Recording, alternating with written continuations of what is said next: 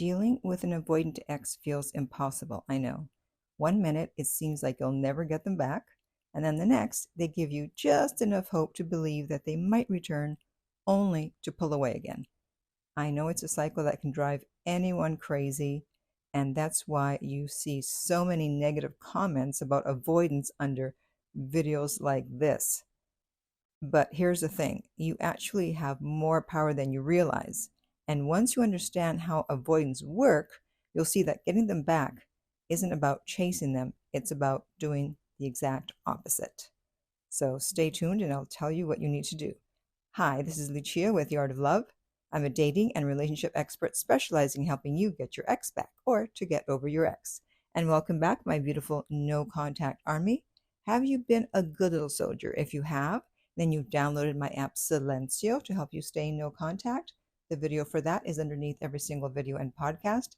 And if you're new here and you too would like to join our beautiful no contact army, just hit the subscribe button and you're in. And to read our manual, go to nocontactsecrets.com where you can read 2 free chapters before you purchase the book. Okay, so why do avoidants behave like this? Why do they give you hope and then disappear?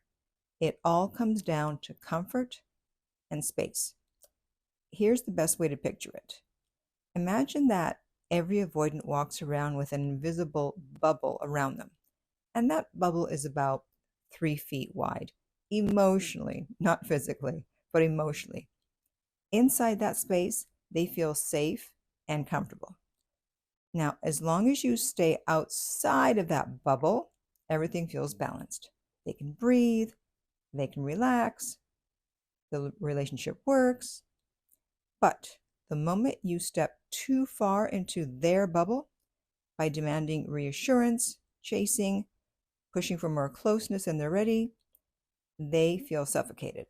It's like you're crowding them emotionally, and their instinct, okay, their instinct is to back up really quick in order to restore that comfort zone. So if you close in to, let's say, 2 feet, or even worse, 1 foot, they will immediately retreat until they're at least 3 feet or maybe even more away from you again. And this is why avoidants seem to run hot and cold.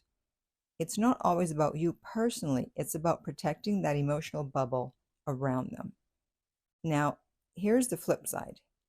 If they pull away and you don't chase, if you respect that invisible 3-foot bubble, they'll eventually realize you're not threatening their space. And that's when they feel close enough or safe enough to move closer to you. Now, here's where you and your behavior come in. If you can handle things the right way, you can completely change the dynamic. But if you let your anxiety take over, you're only going to push them further away. And most people with an anxious attachment style immediately rush toward their partner when there's a problem. With an avoidant, that instinct backfires. The key is to resist it, as hard as it is, I know.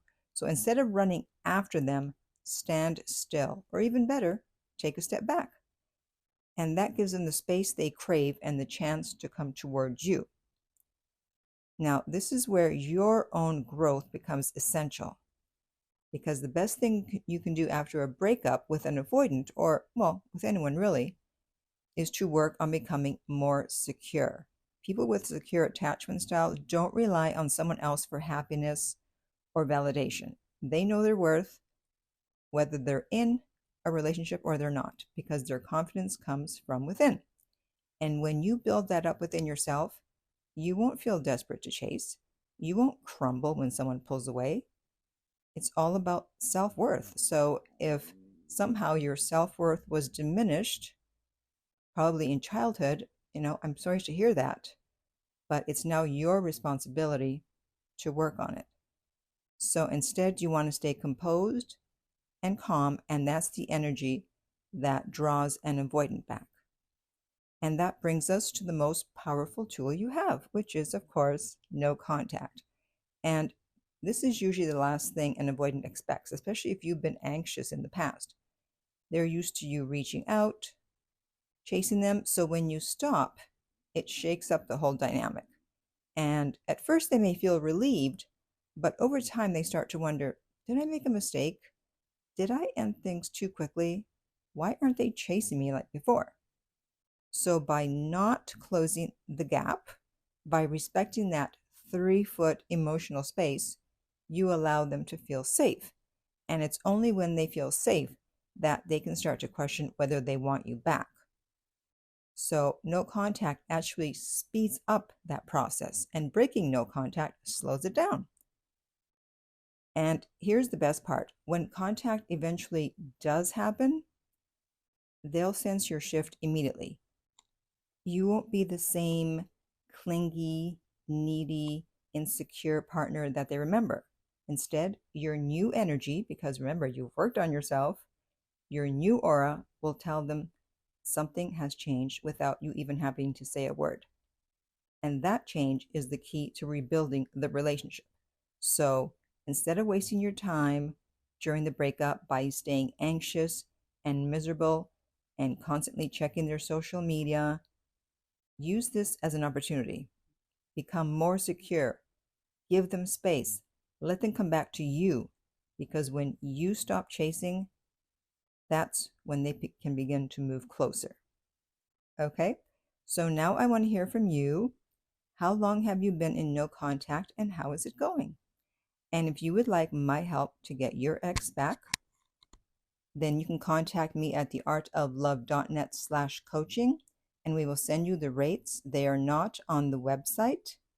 And the link to that is underneath every single video and podcast. And I am available 16 hours a day, 7 days a week. That doesn't mean I'm working 16 hours a day. I'm just saying I'm available because I know people from outside the US, they think, well, is the time difference going to be a problem? No, not at all.